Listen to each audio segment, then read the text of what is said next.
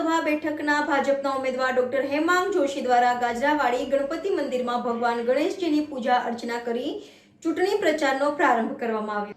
વડોદરા લોકસભા બેઠકના ભાજપના ઉમેદવાર ડોક્ટર હેમાંગ જોશી દ્વારા ગાજરાવાડી ગણપતિ મંદિરમાં ભગવાન શ્રી ગણેશજીની પૂજા દર્શન કરી ચૂંટણી પ્રચારનો પ્રારંભ કરવામાં આવ્યો હતો.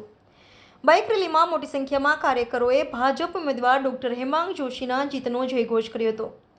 રેલીમાં ભાજપ ઉમેદવાર ડોક્ટર હેમાંગ જોશી સાથે વિધાનસભા દંડક અને રાવપુરા ધારાસભ્ય બાલુ શુક્લ, પાલિકા deputy mayor Chirag Barot, corporator Snehal Patel, નગર પ્રાથમિક શિક્ષણ સમિતિના અધ્યક્ષ સહિતના પદાધિકારીઓ જોડાયા હતા. રેલી દરમિયાન ઠેર ઠેર ભાજપ ઉમેદવાર ડોક્ટર હેમાંગ જોશીનું હાર પહેરાવીને સ્વાગત કરવામાં આવ્યું હતું. આજે વોર્ડ નંબર 16ની અંદર ગાજરાવાડી ખાતેથી લક્ષ્મી ગણેશના દર્શન કરી અને લોકસંપર્ક અભિયાનનો પ્રારંભ કરવા જઈ રહ્યા છે. સાથે રાવપુરા વિધાનસભાના લોકપ્રિય ધારાસભ્ય અને વિધાનસભાના મુખ્ય દંડક આદરણીય શ્રી બાલકૃષ્ણ શુક્લજી, આપણા વોર્ડ નંબર 16ના સર્વે કાઉન્સિલરશ્રીઓ, નગર પ્રાથમિક શિક્ષણ સમિતિના અધ્યક્ષ શ્રી દિનેશભાઈ પંડ્યાજી અને સર્વે વોર્ડ નંબર 16ના કાર્યકર્તાઓ, વિવિધ મોરચાના કાર્યકર્તાઓ સાથે મળી અને મોટી સંખ્યામાં લોકો વચ્ચે જઈ અને વિકસિત ભારતના સંકલ્પનો પ્રચાર કરીશું.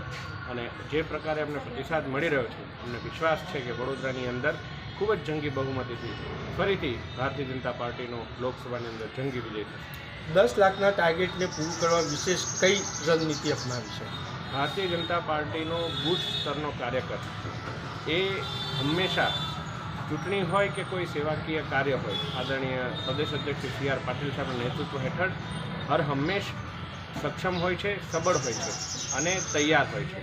જે પ્રકારે આદરણીય પાટીલ સાહેબે બૂથ સંમેલનની અંદર જે લક્ષ્ય અમને આપ્યો છે, અને માત્ર લક્ષ્ય નથી આપ્યો, એ લક્ષ્યને કઈ રીતે પહોંચવું એ માટેની પણ અમુક એસઓપી આપી છે, અમુક કાર્યદર્શિકા આપી છે. તો એને અનુસરીશું અને એ પ્રકારે 10 લાખ સુધી પહોંચવાનો પ્રયત્ન કરીશું. Subscribe now and press the bell icon. Never miss an update.